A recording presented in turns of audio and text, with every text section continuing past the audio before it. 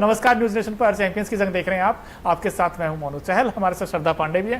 पूरा गणित समझाएंगे क्या क्या हुआ इस मुकाबले में। लेकिन यहाँ पर जो लखनऊ 19 रनों से हारा है भाई, इस तरीके का मैच हारना, और वो भी जब उनको ये पता है कि हमारा पत्ता कट सकता है, ऐसे में भाई केएल राहुल का फ्लॉप शो, यहाँ पर मार्कस स्टोरिस नहीं चले, टॉप ऑर्डर तो बिल्कुल निराश किया। बिल्कुल निराश किया। जैसे कि मोनू आपने कहा कि भाई दिल्ली की जीत तो आ गई, लेकिन दिल्ली की जीत के साथ दिल्ली का कुछ उतना फायदा नहीं देखने को मिला।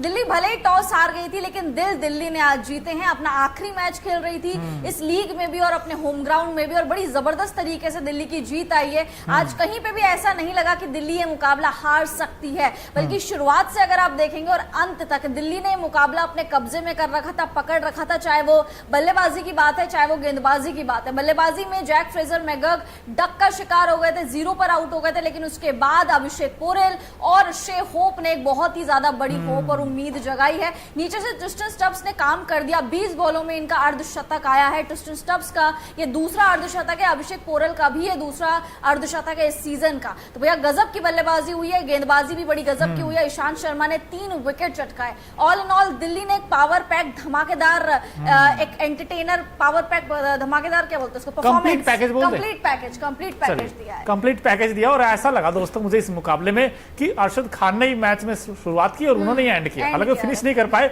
अरशद खान देखिए नंबर 8 नंबर 9 पर आकर 58 रन बना गया दोस्तों। नॉट आउट रहे, उनको साथ नहीं मिला। अगर दूसरे एंड से साथ मिलता तो हो सकता अरशद खान आज हीरो बन जाते जीत में। और अरशद खान ने जब नई गेंद पकड़ी ना, लेफ्ट आर्मर की गेंद, अब जैक फ्रेजर को आते आउट कर दिया दूसरी गेंद पे ही, और हमें लगा था कि ले वो जी दिल्ली की उम्मीदें चली गई। लेकिन उसके बाद जैसे आपने कहा यहाँ पर अभिषेक पोरेल, अब ये नया स्टार है इस टीम के लिए, कहीं ना कहीं राइजिंग स्टार हम बात करते हैं ना, तो यहाँ पर अभिषेक पोरेल 58 बनाए सिर्फ 33 गेंदों पर दोस्तों। और इन्होंने बार बार इंप्रेस करके दिखाया, बार बार कहा है कि मैं ओपन कर सकता हूं, बॉलर को छोड़िए आप, मुझे मौका दीजिए। अब इन्होंने दूसरी बार एक बार 65 बनाए थे आई थिंक, और आज 58 बनाए हैं इस बड़े और कड़े मैच है। भले ही दिल्ली की टीम टॉप 4 में ना गए, लेकिन यहाँ पर इंप्रेस किया है अभिषेक पोरेल ने अपनी बल्लेबाजी से। शे होप ने फिर से जगाई तोप और 38 बनाए उन्होंने 27 गेंदों पर।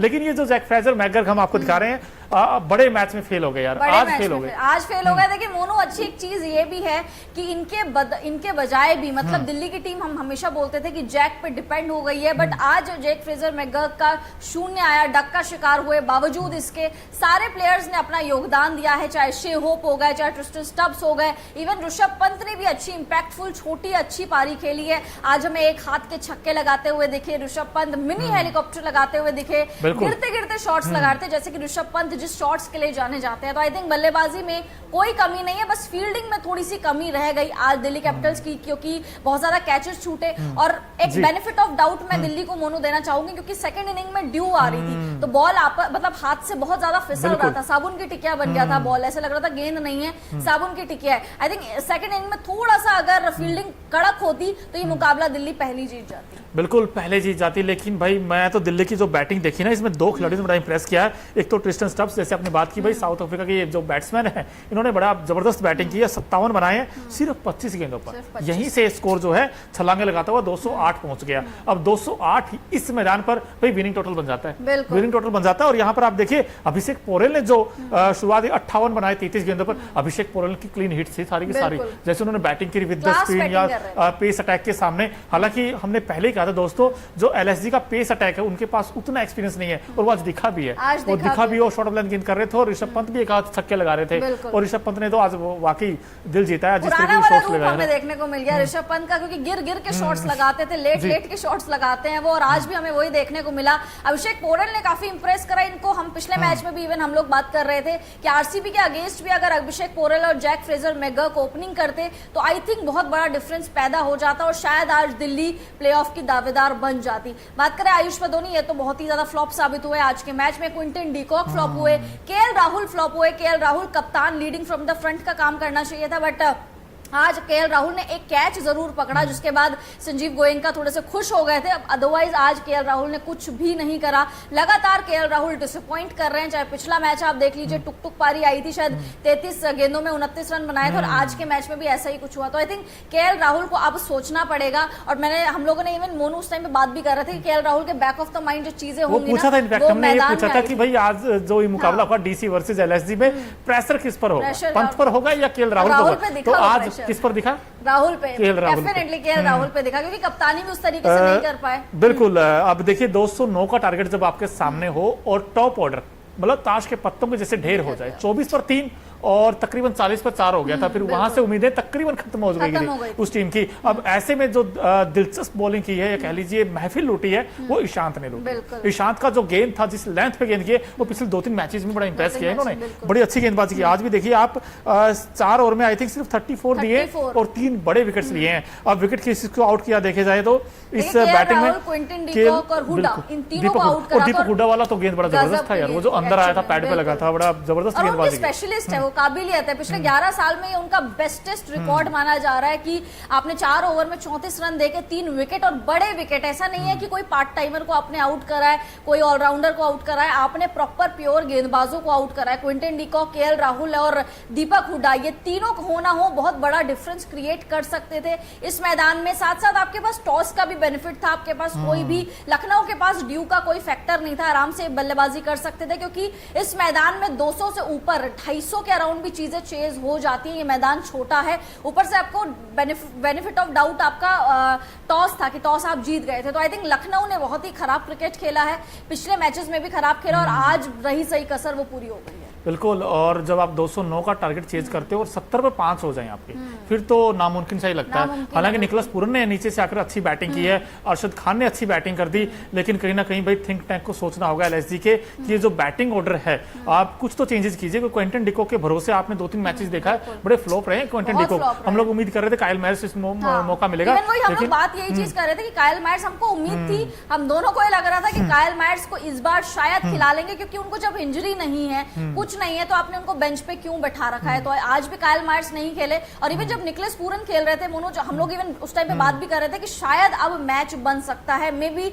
दिल्ली के हाथ से मुंह से ये मैच छीन जाए लखनऊ की टीम, क्योंकि निकोलस पूरन ने बहुत बड़ी बड़ी पारियां खेली है पिछले सीजन भी, बहुत ऐसे जो फंसे हुए मैचेस होते हैं उनको निकाला है। बट जब पूरन आउट हुए तो अरशद खान आए और अरशद खान ने थोड़ा सा बाजी तो पलट, थोड़ा सा धक तो हुआ था दिल्ली वालों को, क्योंकि एक समय तो 7 आउट हो गए थे ना हम लोग। हमें उम्मीद ये थी कि कम से कम डीसी कैपिटल दिल्ली कैपिटल्स ना इस मुकाबले को 60 रन से जीत जाएगा, फिर लगा 50 से जीत जाएगा, फिर लगा 40 से जीत जाएगा, फिर तो एंड में ऐसा लगा कहीं ऐसा ना हो कि अरशद खान की ऐसी बैटिंग आए और कहीं ना कहीं मैच ले जाए, क्योंकि ये बहुत बड़ी जबरदस्त बैटिंग कर रहे थे। जैसे अरशद खान का नाम इतना सुर्खियों में भी नहीं था, इतना चर्चाओं में भी नहीं आ रहा था आज के मैच से पहले। एक मैच उन्होंने अच्छा खेला, अदरवाइज गेंदबाजी अच्छी करते हैं, बट बल्लेबाजी में उस तरीके से अरशद खान का कभी नाम ही नहीं आया। बट आज जिस तरीके से लोन वॉरियर की तरह अरशद खान खेले हैं, आज के बाद उनके लिए डेफिनेटली चीजें बदलेंगी। मतलब ऑब्वियसली लखनऊ का एक मैच अभी बचा हुआ है, उस मैच में अरशद खान पे काफी फोकस होगा। बहुत इंप्रेस करा, एक विकेट भी लिया, वो भी बड़ा विकेट जैक फ्रेजर मैकगर्क का, साथ साथ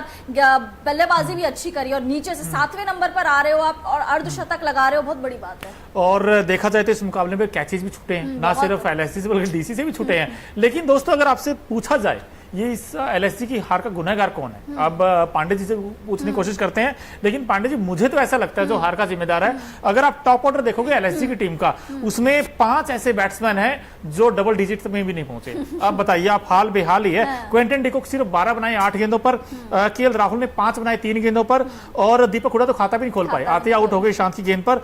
और मार्कस स्टोनिस, जिससे सबसे ज्यादा उम्मीदें थी कि मार्कस स्टोनिस आज तो पक्का बैटिंग करेंगे, वो भी सिर्फ 5 रन बना सके 7 गेंदों पर, और आयुष बडोनी सिर्फ 6 रन बना सके। यानी कि टॉप 6 में से अगर 5 बैट्समैन डबल डिजिट में भी ना पहुंचे तो आई थिंक सबसे बड़ा रीजन यही था। एग्जैक्टली मोनू, सबसे बड़ा रीजन यही था कि आप अगर 208 या 209 चेज कर रहे हैं तो आपका टॉप ऑर्डर चलना बहुत ज्यादा इंपॉर्टेंट है। पावर प्ले में दिल्ली का स्कोर 80 के अराउंड पहुंच चुका था और आपका पावर प्ले में स्कोर कहां था, 80 आप 10 ओवर के बाद पहुंचे। तो आई थिंक जो शुरुआत में विकेट चटक गिर गए वो बहुत बड़ा हार का कारण है, क्योंकि मोनू हम लोग ये भी बात करते हैं कि एलएसजी का जो पूरा दारोमदार है बल्लेबाजी का, वो इनका टॉप ऑर्डर है। केएल राहुल सबसे ज्यादा रन्स बनाने वाले हैं एलएसजी की तरफ से, निकोलस पूरन थोड़ा सा संभाल लेते हैं, बट उससे ऊपर मार्कस स्टोइनिस आ जाता है। तो जब स्टोइनिस चलेगा, केएल राहुल चलेगा, आधी टीम तो वहीं पे हार मान गई थी, उसके बाद तो कुछ हो ही नहीं सकता था। हो ही नहीं सकता था, लेकिन बहुत कुछ हो गया आज पॉइंट्स टेबल में दोस्तों, क्योंकि दिल्ली तो जीत गया जरूर, लेकिन उन्होंने आरआर के सामने क्यों लिखवा दिया। अब दिल्ली का जीत में फायदा किसको हुआ, आरआर को हुआ। अब केकेआर और आरआर दोनों के सामने क्यों लगाया, मतलब क्वालिफाई हो चुकी हैं दोनों टीमें।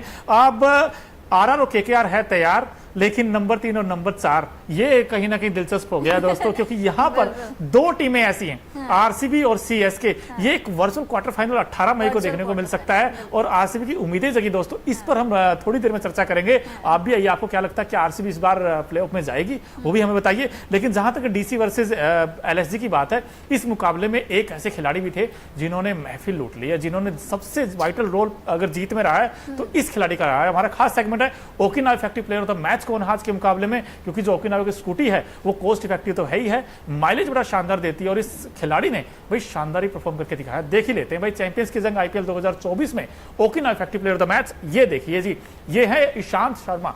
अब कहते हैं शर्मा जी का बेटा, बिल्कुल शर्मा जी का बेटा। एक शर्मा जी का बेटा फ्लॉप है और दूसरा शर्मा जी का रॉक बेटा है। तोप है, रॉक है। एग्जैक्टली रॉक कहते थे कि 4 ओवर में इन्होंने 34 रन लुटाए हैं, बहुत ही ज्यादा कंजूस ये साबित हुए। 3 विकेट चटकाए हैं, इकोनॉमी भी 8 के अराउंड की इनकी 8.50 की इकोनॉमी इनकी रही। 11 सालों में वन ऑफ द बेस्ट